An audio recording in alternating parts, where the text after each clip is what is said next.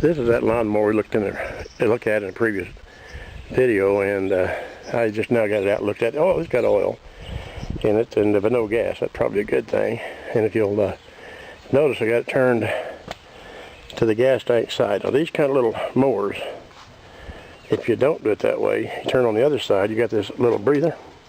That oil's going to go in there and then go directly into your carburetor. You'll have a heck of a time getting it started. In fact, you'll probably have to pull a plug and blow the oil out because it'll get a bunch of oil. But turn this way, if you got gas in, it's going to leak gas, but it's not going to hurt the way it runs or starts. But anyway, what I wanted to do is take a look at the other side of this mower on the bottom here. I think you can probably notice this blade is on backward. This should be the cutting edge here, but it says over here because it runs like this and should be throwing the grass out, and obviously the back of the blade's not going to cut much, so we'll have to rectify that problem. Of course, you got some grass in here and all that little dead grass, but that's to be expected. It's not really rusted out. It's rusty, but not plumb through. And as far as this blade's concerned, I have done that myself. Inadvertently put the blade on wrong, so it's not an impossibility for anybody to do that. All right, we're going to go ahead and take the blade off and sharpen it, put it back on the right way if I can remember how it goes. Then we'll continue here in a little bit. Sharpened, although it didn't take much sharpening. It's been sharpened before and never was put on the right way, so it didn't dull. And I use an impact wrench. It's just much easier, but if you don't have an impact wrench, you can jam you a board down in this area so it gets that well.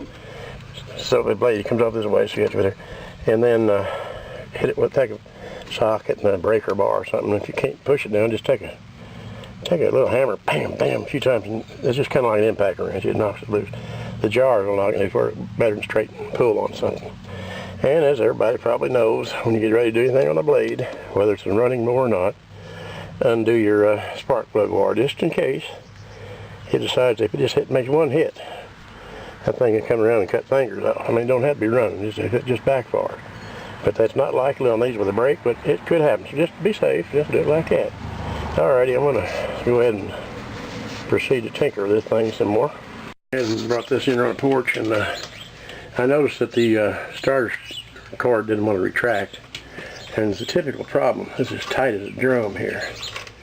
So we're gonna have to free that up and put a little light oil, maybe WD-40, not much of that, because that will cause you to get lint and just dust, what have you, gathered up here.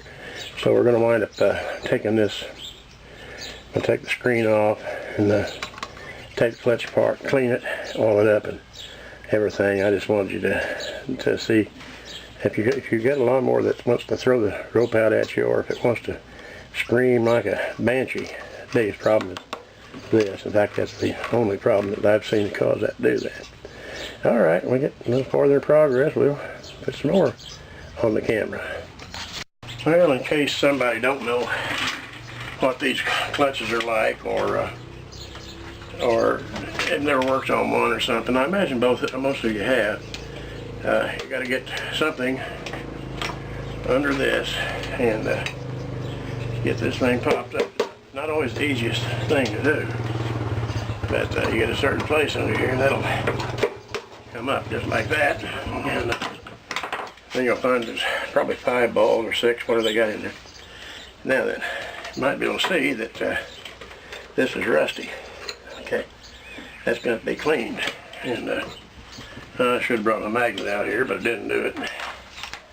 But anyway, we're going to need to take these balls out. Oh, there goes that one. Anyway, some people will suggest you change this whole clutch every time something don't quite work right, but there ain't no sense in wasting money on that. You can just clean this up and it'll work fine. Get these out of here first, and I'll have to kind of go over them a little bit because I got some rust on them too. But I think that'll be it. Then you want to put these someplace where they don't get loose from you. Otherwise you'll be in trouble. Scratch all that junk out. It'd be better probably to have a wire brush. But since we don't have one, I'm going to get the air gun here just about a minute to blow this out. I'm going to go get some sandpaper, work this down. So I shall return in a moment. Now we're back with the extras, and so I'm going to take this genuine Harbor Freight sandpaper here and kind of see if we can get this spindle cleaned up here.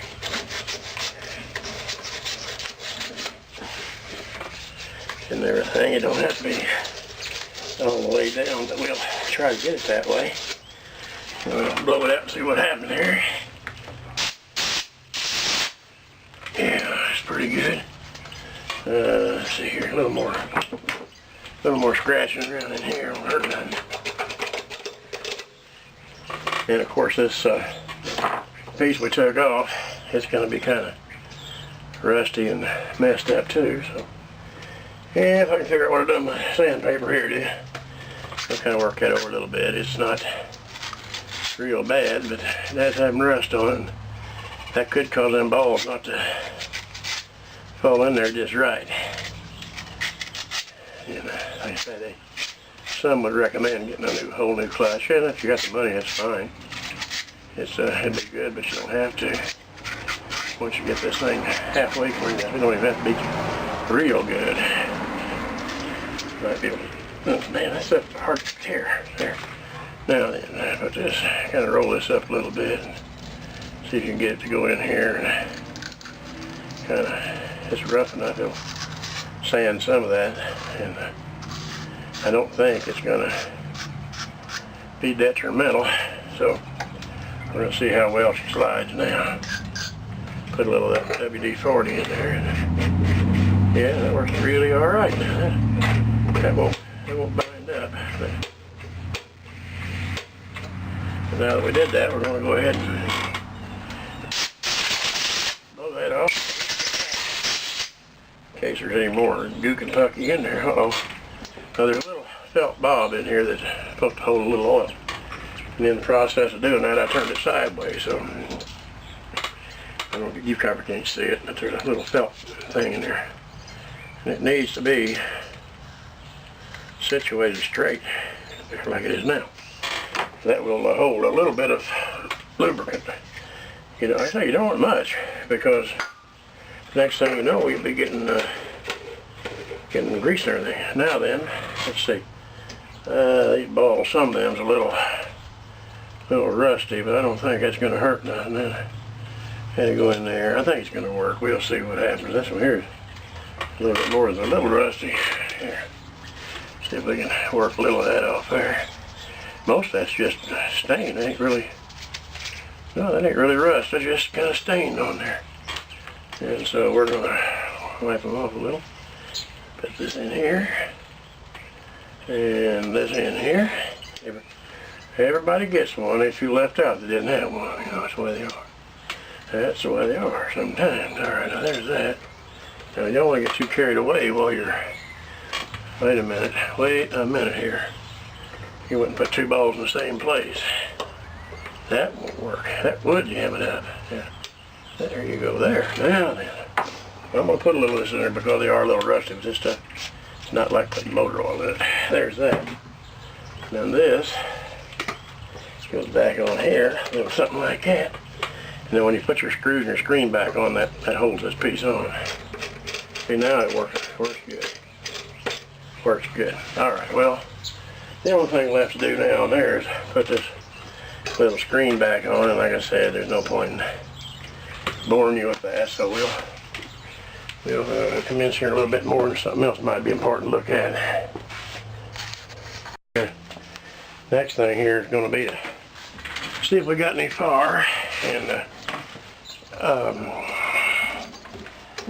I should have done that first, but I didn't. Anyway, that's one of the steps. Well, yeah, get in there. There you go. That's one of the steps I usually do first, to check the fire and then see if we got any gas, everything. But yeah, the plug looks all right. Yeah, it looks pretty good. But let's see now. I don't know how we're gonna, because we gotta have some shade in order to check that. There's not much. Yeah, there might be some shade down there. I don't know. I don't know. Let's see. Well, let me see.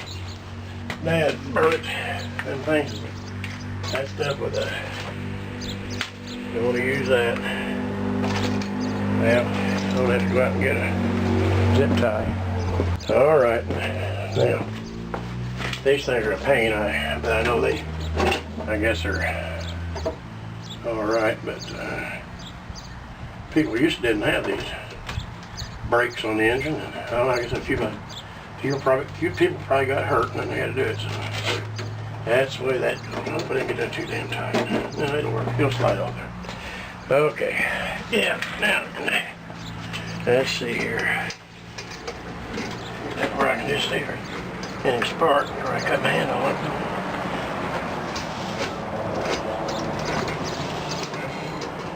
I don't see any, but that don't mean nothing. So what we'll do is we'll slip this back on. Slip that back on. I'll just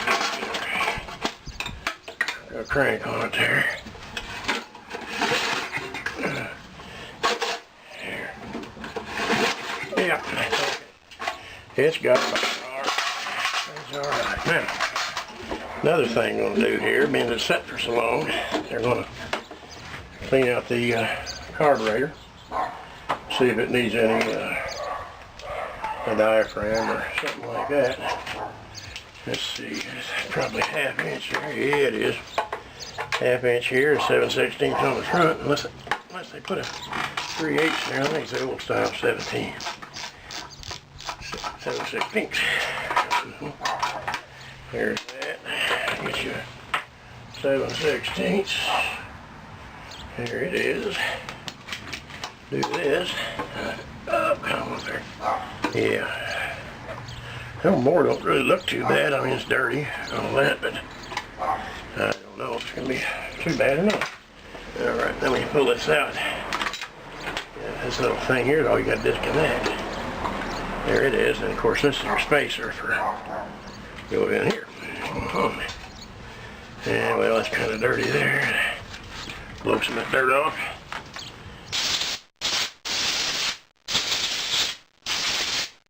That's that, and then we'll get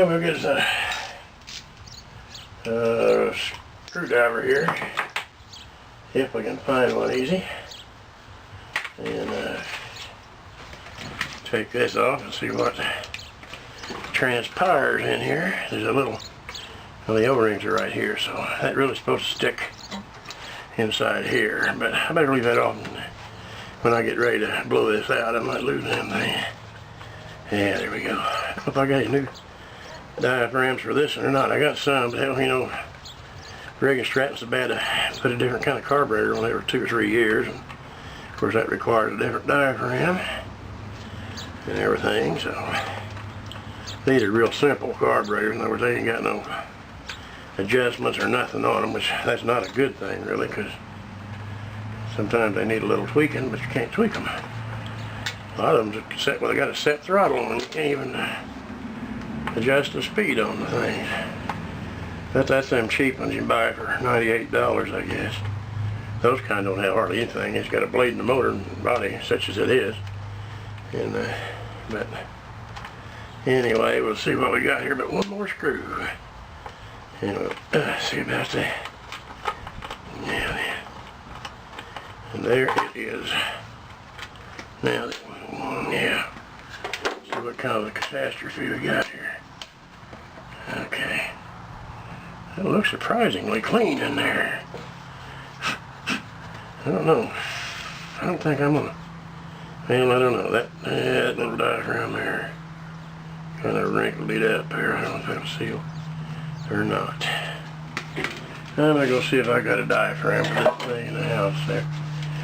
Yeah, I'll be back in just a minute. Well, naturally I couldn't find that. When I was in there digging for that, I found a amp meter that I was looking for the other day. I looked high and low and couldn't find it. I think all we'll do here is kind of clean it out. Nothing else in the gas tank here, which is really pretty clean. And then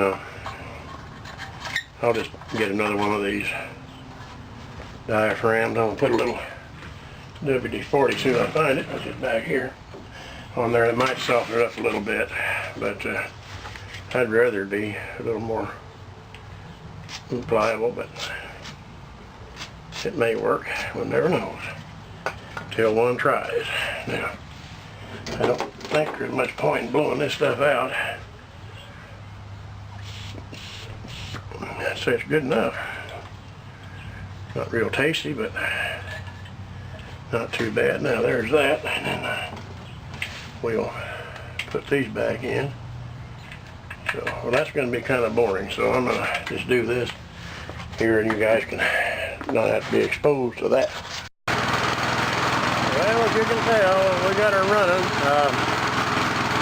I had to do a little work on it. I'm going to cut it off, though, if it's a little too noisy to explain anything.